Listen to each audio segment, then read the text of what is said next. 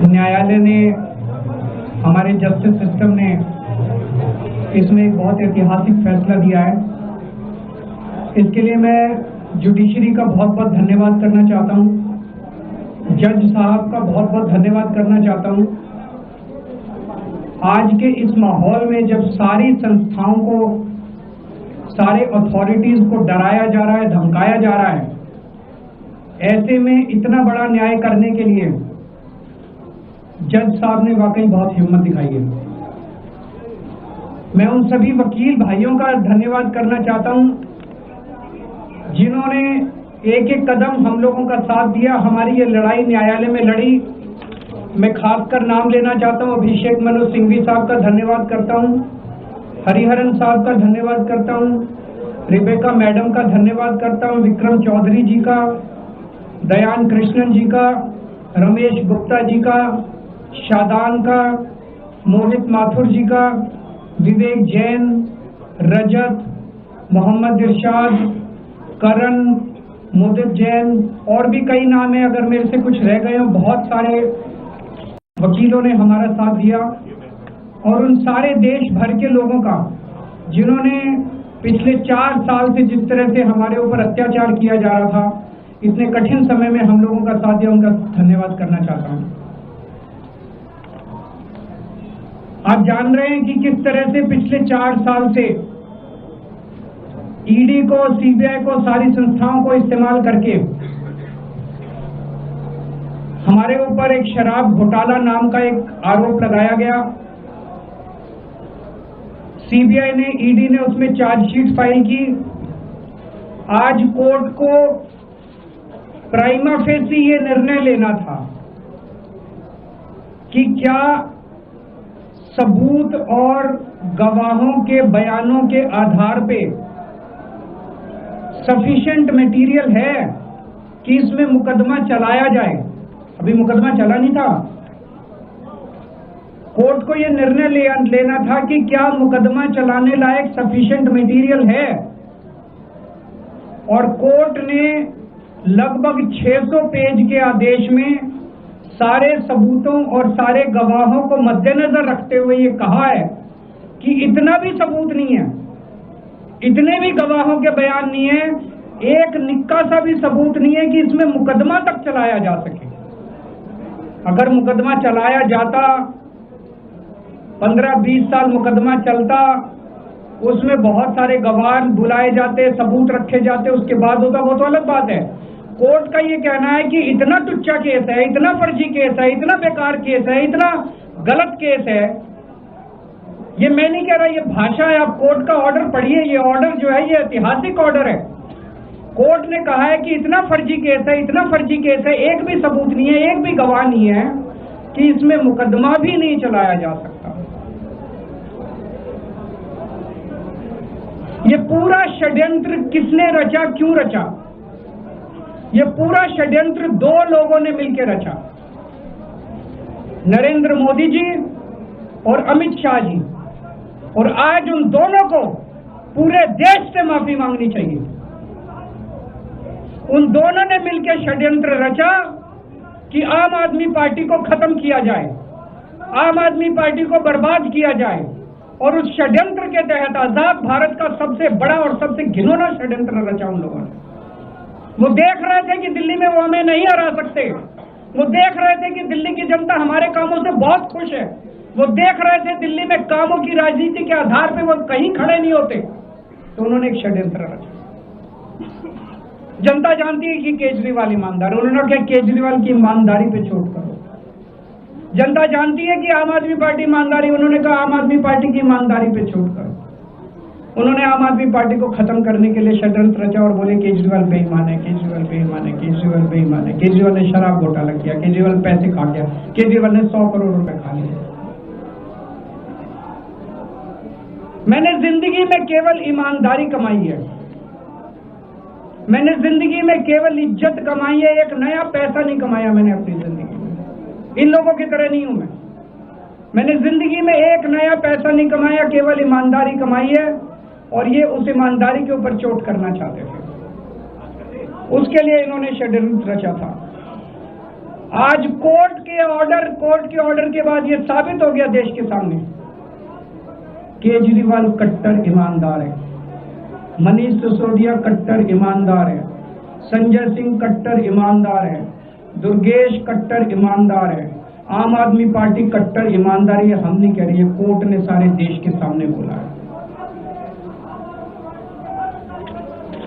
कई लोग ये कहते हैं जेल से आने के बाद केजरीवाल चुप क्यों हो गया, केजरीवाल गायब हो गया, केजरीवाल कहां गया। मैं कोई नेता नहीं हूं, मैं कोई पॉलिटिशियन नहीं हूं। पॉलिटिशियन को फर्क नहीं पड़ता, उनको 4 गाली दे दो, मोटी चमड़ी होती है उन्हें। मैंने जिंदगी में केवल ईमानदारी कमाई है। मेरे को जब कोई बेईमान बोलता है मुझे फर्क पड़ता है। मेरे को जब जेल भेजा जाता है, मेरे परिवार के ऊपर ताने मारे जाते हैं, मेरे को फर्क पड़ता है। केजरीवाल को फर्क पड़ता है। इसलिए मैंने तय किया था कि जब सारे देश के सामने मैं निर्दोष साबित हो जाऊंगा तब तक मैं चुप रहूंगा।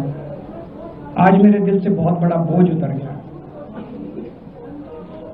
मैं मोदी जी को कहना चाहता हूं, मोदी जी आपने हमारे ऊपर इतने केस कर लिए, आपने ईडी छोड़ दी, आपने सीबीआई छोड़ दी, आपने पुलिस छोड़ दी, आपने इनकम टैक्स छोड़ दिया हमारे पीछे, आपने जेल भेज दिया हमारे 5 सबसे बड़े नेताओं को।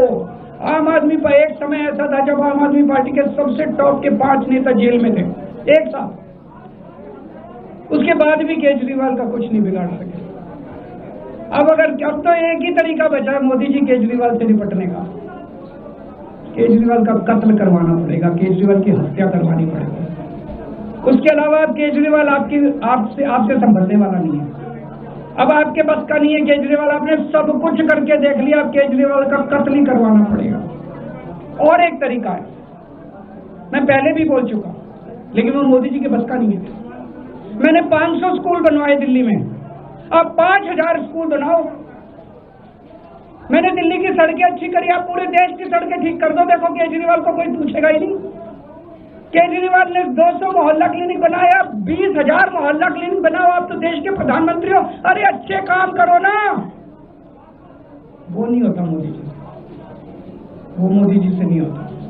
मैं उनको कहना चाहता हूं, प्रधानमंत्री जी, केवल सत्ता की जो प्रधानमंत्री मोदी जी की और अमित शाह जी की सत्ता की हवस है, ये उसका नतीजा है जो ये षड्यंत्र रचा गया।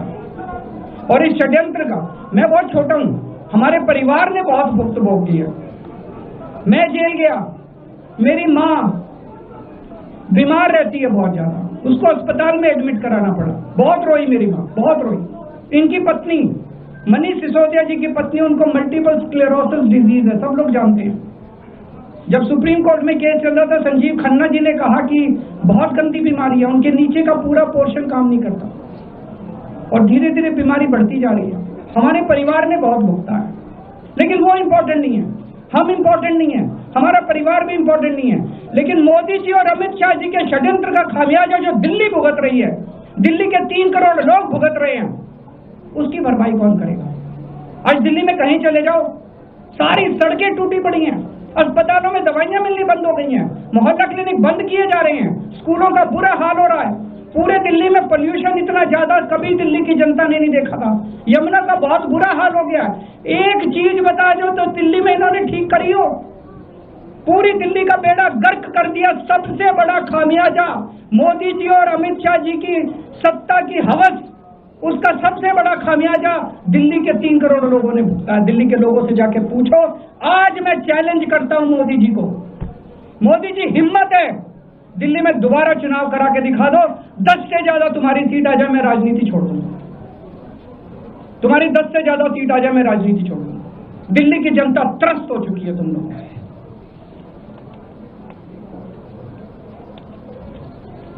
मैं मोदी जी को कहना चाहता हूं, अगर आपने सत्ता हासिल करनी है, कुछ पॉजिटिव काम करके सत्ता हासिल करो। आज देश के सामने इतनी बड़ी बड़ी समस्याएं हैं। आज देश का युवा दुखी है, देश का व्यापारी दुखी है, देश का उद्योगपति दुखी है। आज अमेरिका हमें आंखें दिखा रहा है। मोदी जी की हिम्मत नहीं है जो ट्रंप के खिलाफ एक शब्द बोल दे। ट्रंप के खिलाफ रोज ट्रंप गालियां देता है मोदी जी को, रोज ट्रंप गालियां देता है भारत को, रोज ट्रंप गालियां देता है हमारे देश को। मोदी जी के हमारा प्रधानमंत्री भीगी बिल्ली बना हुआ है। अरे देश संभालिए ना, आपको हमने देश चलाने को दिया था और अब केजरीवाल में उलझ गए, आप आम आदमी पार्टी में उलझ गए। पॉजिटिव काम करके सत्ता हासिल कीजिए, ये नेगेटिव काम करना बंद कीजिए। अगर आपके कोई एक दो प्रश्न है तो क्या आपको उम्मीद है कि अब ईडी के मामले को भी ईडी मामला खत्म हो गया, सीबीआई के मामले के बेस पे ईडी था, वो फॉर्मेलिटी बची है, हम अगले हफ्ते एप्लीकेशन डालेंगे, ईडी का मामला खत्म हो जाएगा। में कांग्रेस कह रही है कि ये बीजेपी ने जो है कांग्रेस को नुकसान पहुंचाने की आपको जो है राहत दिलवा दी है। मैं आपसे पूछना चाहता हूँ, केजरीवाल जेल गया, रॉबर्ट वाड्रा जेल गया, संजय सिंह जेल गया, क्या राहुल गांधी जेल गया, मनीष सिसोदिया जेल गया, सोनिया गांधी जी जेल गई? किस मुंह से बात करते हैं, शर्म नहीं आती कांग्रेसियों? सीबीआई केस को ऊपर कोर्ट में ले जाएगी, ले जाए, वो तो ले जाए, उनका हक है। सुप्रीम कोर्ट भी जाएंगे, हाई कोर्ट भी जाएंगे। जैसे निचली कोर्ट में न्याय हुआ, ऐसे ऊपरी कोर्ट में भी न्याय हुआ। जब कोई सबूत है ही नहीं, जब कोई गवाह है ही नहीं, तो ऊपर के कोर्ट में भी कहां से लाएंगे सबूत, कहां से लाएंगे गवाह? आज कोई छोटा मोटा उन्होंने डिस्चार्ज कर दिया है हमें, उन्होंने कहा कोई आरोप ही नहीं बनता। इन्वेस्टिगेटिंग ऑफिसर सीबीआई के ऊपर उन्होंने, कोर्ट ने टिप्पणी की है कि सीबीआई अपने दोषी अधिकारियों के खिलाफ डिसिप्लिनरी एक्शन, कभी ऐसा ऑर्डर देखा है? इसका मतलब कितना फर्जी मुकदमा था कि सीबीआई के अफसरों के खिलाफ डिसिप्लिनरी एक्शन लिया जाएगा। आप कुछ कहना चाहते हैं? बीजेपी कह रही है कि आप कर दिए, इस वजह से लोअर कोर्ट का ऐसा ऑर्डर आया और वो उम्मीद जता रहे हैं कि हायर कोर्ट में आपके खिलाफ जो है कार्रवाई दोबारा से। कहाँ पे? जज के कमरे में जाके डिस्ट्रॉय कर दिए? कहाँ डिस्ट्रॉय कर दिए? कहाँ डिस्ट्रॉय कर दिए? मैं जेल में था, ये जेल में था, संजय सिंह जेल में थे, कहाँ डिस्ट्रॉय कर दिया? पगला गए हैं वो। जब हम लोगों को जेल में डाला जा रहा था तो यही बीजेपी वाले चीख के कहते थे सारे सबूत हैं, सारे सबूत हैं, सारे सबूत। अब कहाँ गए सबूत? तो अभी तो देखिए, आजकल YouTube पर खूब सारे वीडियोस चल रहे हैं कि कौन किसके इशारे पे नाचता है। अब सीबीआई अब ये किसके इशारे पे नाचते हैं, YouTube के वीडियो देख के आपको पता चल जाएगा। सीबीआई इनके इशारे पे नाचती है, वो सब जगह जाएगी। पर आज साबित हो गया कि सीबीआई इनके इशारे पे नाचती है। भारतीय जनता पार्टी का आपके आंखों पर भी सवाल खड़े करने दो, कोई फर्क नहीं पड़ता। आज जब आप घर आए थे तो मैडम सुनीता जी के साथ जो है वो लम्हा जो कैमरे पे कैप्चर हुआ, देखिए मेरे परिवार ने बहुत भोगा है इसमें, और मैं समझता हूँ कि जब इस पूरी यात्रा की शुरुआत हुई थी, जब इसमें कूदे थे, तो हमें पता था कि जब आप सिस्टम बदलने चलते हैं, व्यवस्था बदलने चलते हैं, तो बहुत कठिनाइयां आती हैं। पूरा सिस्टम आपके ऊपर पूरी ताकत के साथ आपके ऊपर वार करता है।